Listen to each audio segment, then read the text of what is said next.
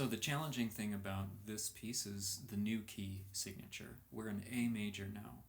And previously we have learned D major, 2 sharps, go down a fifth, we lose a sharp. Now G major has 1 sharp, lose another sharp, down to C major, down a fifth, 0 sharp, 0 flats. And then for RLE we had learned F major. So if we went down another fifth, if we had a low 5th string, it would be an F string. Down a fifth from C is F major, 1 flat. So notice how every time we lost a sharp or gained a flat, we went down a fifth, down a string, right? And this time, we're actually going up a string. We're going up a fifth from D up to A. D has 2 sharps, then up a fifth, up a string to A. So we add a sharp. We've got 3 sharps in our key signature now. F sharp, C sharp, and G sharp. Okay, this means we need to use extended position on the C string, the G string, and the D string. 3 of our strings have extended, forwards extended, sharp 4.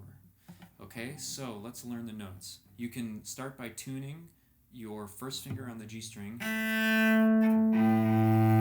open A, okay?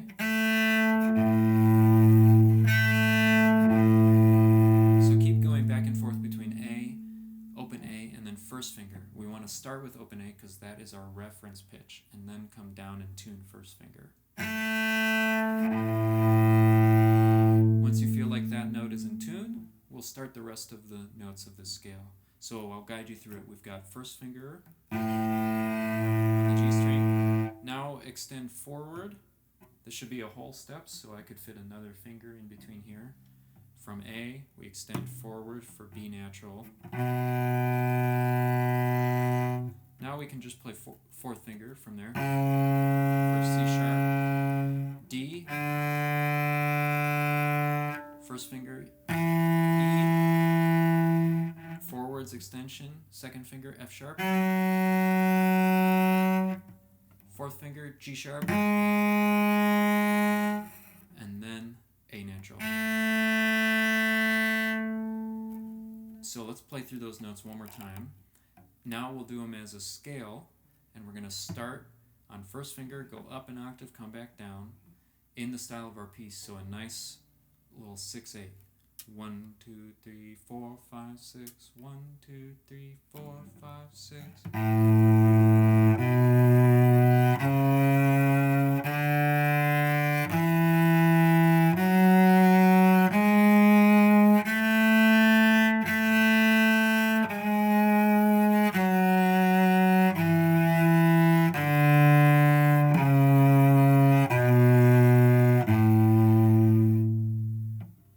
Okay, so now we've learned the new fingerings for A major, and we've played the scale. We've warmed up those notes, gotten used to the stretch a little bit. Keep in mind that when you're playing a lot of extension, and I mentioned this in a previous video for harmonic minor Go Italian Rodi, when you play second finger and fourth finger, you can pop off your first finger from the fingerboard. You can lift that up. If you sometimes we'll keep it down for second finger, but especially if you need to lift it off for fourth finger, you can rock forward like this. Boom, rock forward, and you see naturally, as with the thumb as our pivot point, first finger is kind of going to just pop off naturally. So that's okay.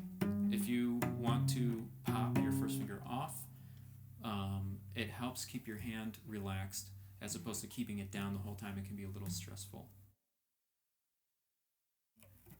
1, 2, 3, 4, 5, 6. 1, 2, 3, 4, 5, 6.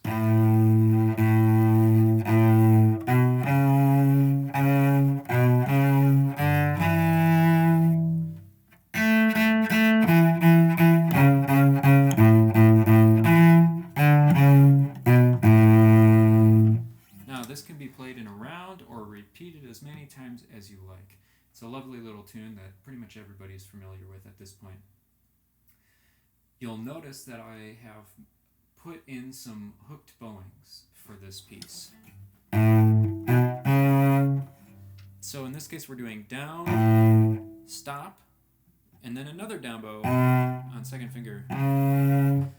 We're generally keeping this big 2-beat feel for the 6/8, and down and up 2 3, down 2 3, up 2 3, down 2 3, up 2 3. So think about the big 2-beat feel also with your bow. Down, down, up, down, up, down. So you see the whole time my bow essentially is just doing this big swinging motion down and up until we get to the second line. Now this is fun to do kind of in the middle of the bow, maybe towards the 2/3 balance point. Maybe on the 2/3 balance point on the A string and then towards the middle on the middle strings. This is simply a big A major arpeggio. Root, 5th, major 3rd, root. So you can practice your arpeggios for this piece in this style where you do 3 bow strokes per note of the arpeggio, per step of the arpeggio, or 3 bow strokes per chord tone, if you want to think about it like that.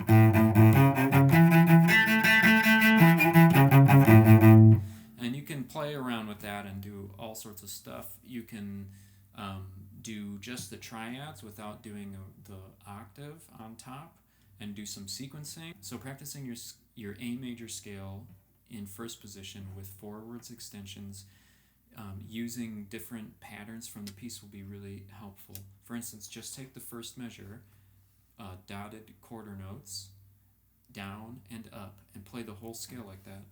1 2 3 4 5 6.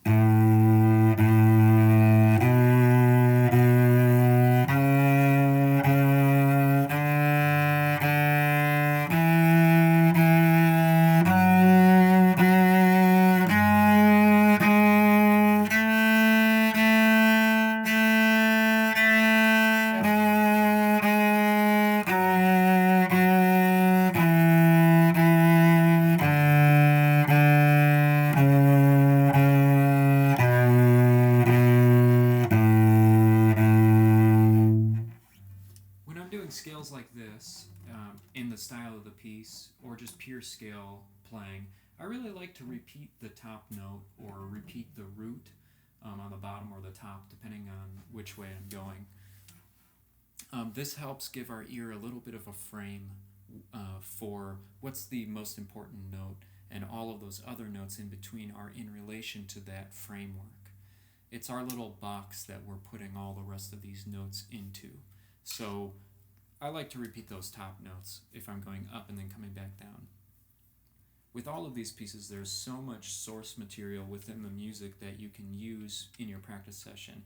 But the point of these videos is just to be a nice little quick play-along video, mostly for the melody, and to give you a couple ideas.